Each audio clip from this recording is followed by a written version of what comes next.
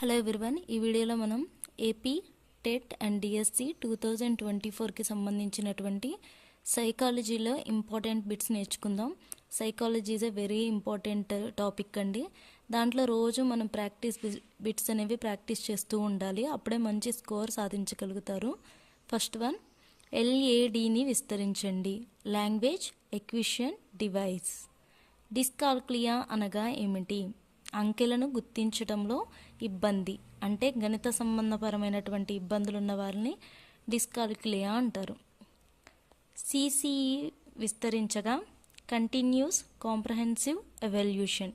CCE continuous comprehensive evaluation. ప్రజ్ఞాలబ్ధిని మొదటిసారిగా ప్రవేశపెట్టిన శాస్త్రవేత్త స్టెర్న్. ప్రజ్ఞాలబ్ధిని మొదటిసారిగా ప్రవేశపెట్టిన శాస్త్రవేత్త ఎవరు? స్టెర్న్.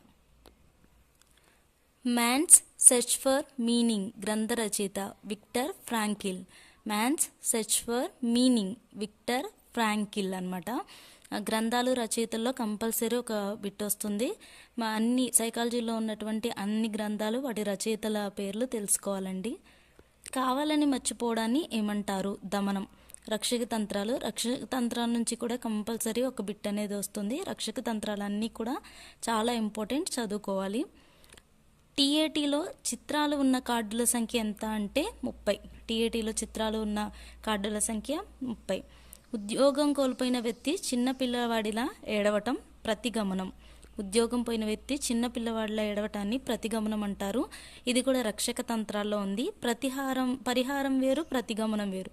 పరిహారం అంటే ఎగ్జాంపుల్కి చదువులో రాణించలేనటువంటి వారు క్రీడల్లో రాణించటం, దాన్ని పరిహారం అంటారు. ఒకటి రాకపోతే ఇంకొక దానిలో రాణించగలగటాన్ని పరిహారం అంటారు. ప్రతిగమనం అనగానే చిన్న పిల్లవాడిలా మారిపోయి ఏడవడం అనమాట, దాన్ని ప్రతిగమనం అంటారు. ముఠా వయసు అనగా ఏమిటి? ఉత్తర బాల్యదశ. ఉత్తర బాల్యదశను ముఠా వయసు అంటారు. ఇది జగడాలతో కూడుకున్న వయసు అని కూడా అంటారు. దీనిలో పిల్లలు ఎక్కువ మొండిగా పెంకిగా ఉంటారనమాట. ద సోషియాలజీ ఆఫ్ టీచింగ్ గ్రంథ రచయిత విల్లార్డ్ వాలర్. గ్రంథాల రచయితలు వెరీ ఇంపార్టెంట్, మరొకసారి బాగా చదువుకోండి. ధారణ వక్రరేఖలను రూపొందించినది ఎవరు అంటే ఎబ్బింగ్ హౌస్. ధారణ వక్రరేఖలను రూపొందించినది ఎబ్బింగ్ హౌస్.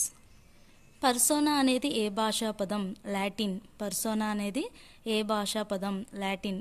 మెజర్మెంట్ ఆఫ్ ఇంటెలిజెన్స్ గ్రంథ రచయిత థారండైక్. మెజర్మెంట్ ఆఫ్ ఇంటెలిజెన్స్ గ్రంథ రచయిత థారండైక్.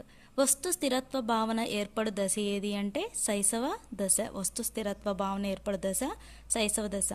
మనోసాంఘిక వికాస సిద్ధాంతాన్ని ప్రతిపాదించినది ఎవరు అంటే ఎరిక్సన్. మనోసాంఘిక వికాస సిద్ధాంతాన్ని ప్రతిపాదించినది Erikson. Thank you so much.